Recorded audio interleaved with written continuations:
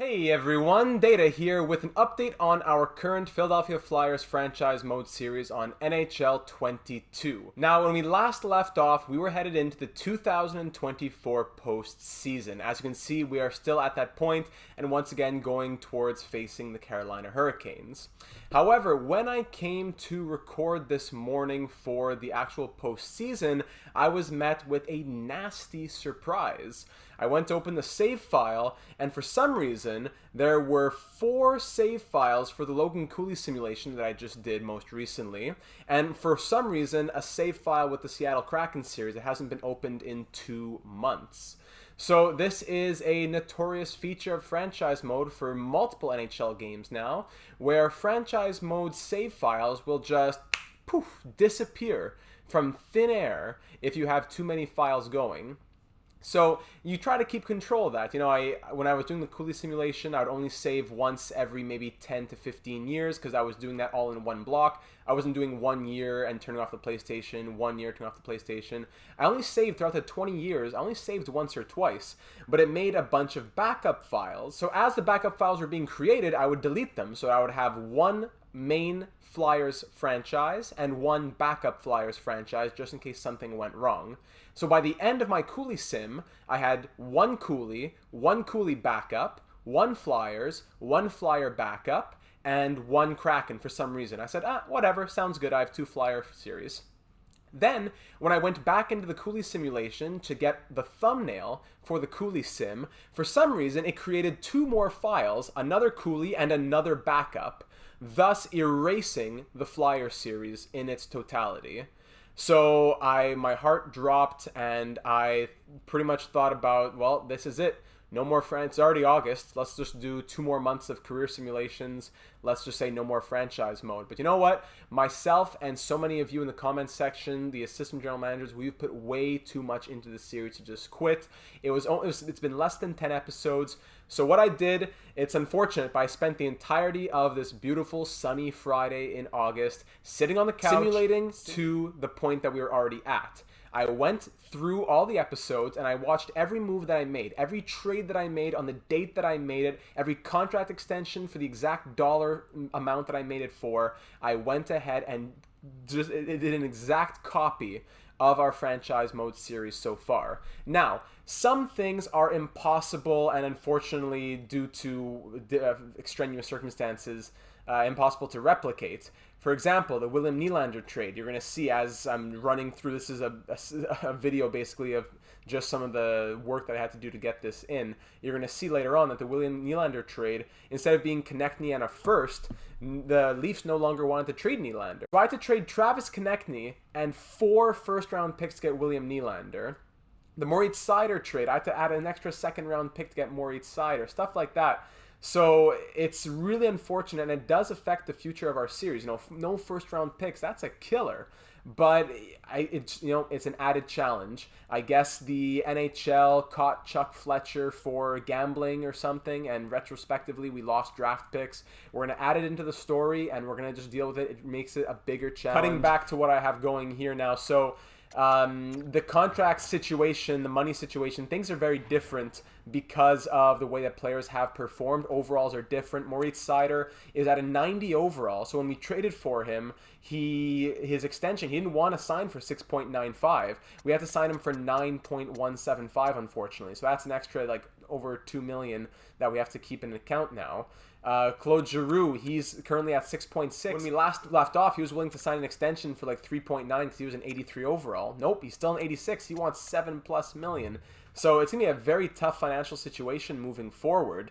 Even William Nylander, for example, when we traded for him, another reason why it was so hard to trade for him was that he already had an extension with the Maple Leafs. So instead of getting him for the round 9.5 that we were going to hope to get him for, now he's signed on for 10.265 for multiple years. So he's already extended. That's the good thing. We have William Nylander long-term in this Flyers franchise, but it's taking up a lot of money. So when we look at the all expiring right now, we only have 14.4 to play with next season, with basically just Giroux to sign. But the year after that, we have to sign Tippett, who didn't have as good of a season, Frost, who's now an 85 instead of the 84 that he was at.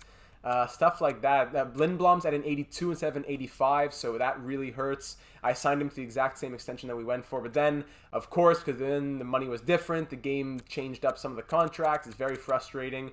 Another big difference is that Carter Hart is actually a 90 overall instead of an 87, so he would want to actually sign on for 8 million as opposed to like the 5 million that we may have gotten him for. So Carter Hart wants big money. I did, the exact same trades when they happened, when the injuries happened. When Carter Hart sprained his MCL in the last episode or 2 episodes ago, I removed him from the lineup. When Sean Couturier separated his shoulder last episode, I removed him from the lineup. So headed into the postseason now, Malcolm Subban and Jonathan Quick are still our 2 goalies. I made those exact trades on those exact days. I removed Couturier from the lineup on the exact day that he got injured. So we will play with those same restrictions. Couturier and Hart will be out of the lineup in the postseason until they come back. There's an exact date. I'll have to go back and check it. It's sometime in May that they come back. So we'll have to roll with them out of the lineup. So for the most part, things are still the same. The league around us is definitely different because a couple of the prospects that we drafted were no longer existing because they were generated. Some of the other players who were drafted ended up getting drafted to different teams. I turned CPU trades and injuries and all that off, so it kind of limited the crazy moves that could happen in the 2 years of simulation.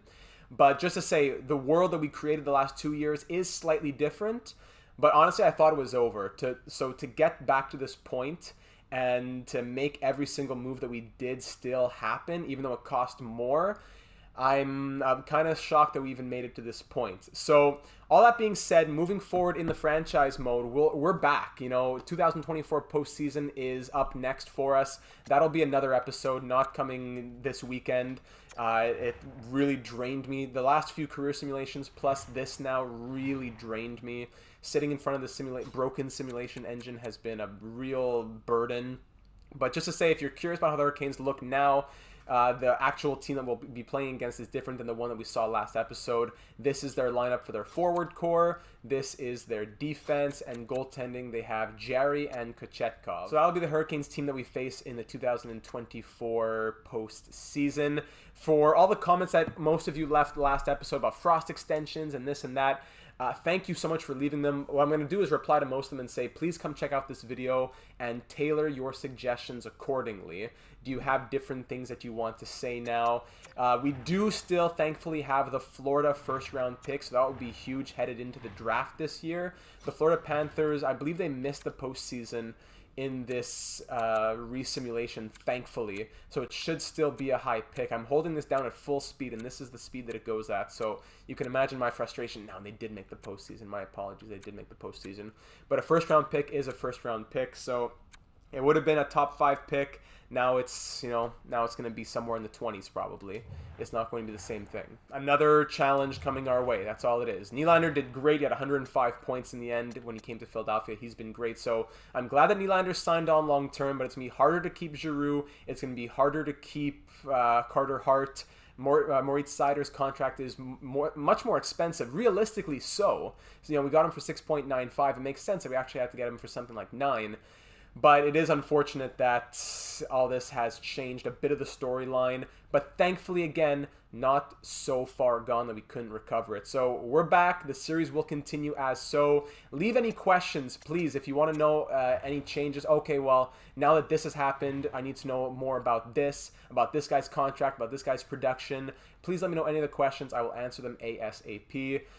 Pretty much, I got to turn off autosave. It's a double-edged sword. You turn off the autosave, but then the game crashes and you lose a whole season of simulation. You turn on autosave, it creates 6 files and it erases without asking you, and for no reason. I don't know why franchise mode can't have more than 5 files going at a time. But just another reason why, if I were you personally, I wouldn't buy NHL 20, 21, 22, probably not even 23.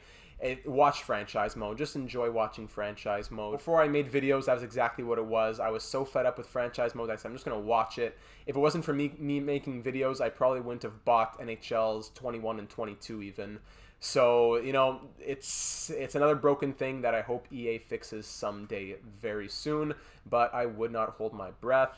I'll wrap it up there, ladies and gentlemen. Thank you for taking the time to watch this update. I know it's a bit heartbreaking, but it's, at the end of the day, it's better than having to cancel the series. We were back here in the 2024 postseason with high hopes, a very similar record, a few more wins than I thought than we had gotten last year, I think, but still, we finished second or third in the Metropolitan. We're facing the same rival in the Carolina Hurricanes, who eliminated us last season in 6 games of round number 2. All that history still applies, even though we can't go back and read the record books. It's kind of like the blip in Marvel, right? History is going to be tainted a little bit by the Thanos snap of EA.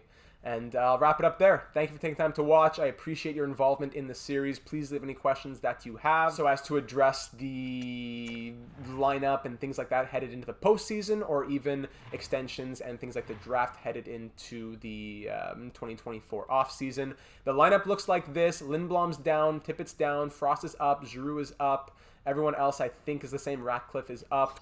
Defensively, Sider is up. I think all the other overalls are the same. All the other extensions that we made, the York extension, the Sandheim extensions, all those are at the same dollar value. So I really worked my best. Hey, if you appreciate it and if you're excited for the series still being on, leaving a like would be very much appreciated, and do consider subscribing as well, so that you'll be made aware of all of future uploads in our franchise mode series, our career simulations, and much, much more. I'll wrap it up there. Thank you once again for taking the time to watch, and I look forward to seeing you again in the next one.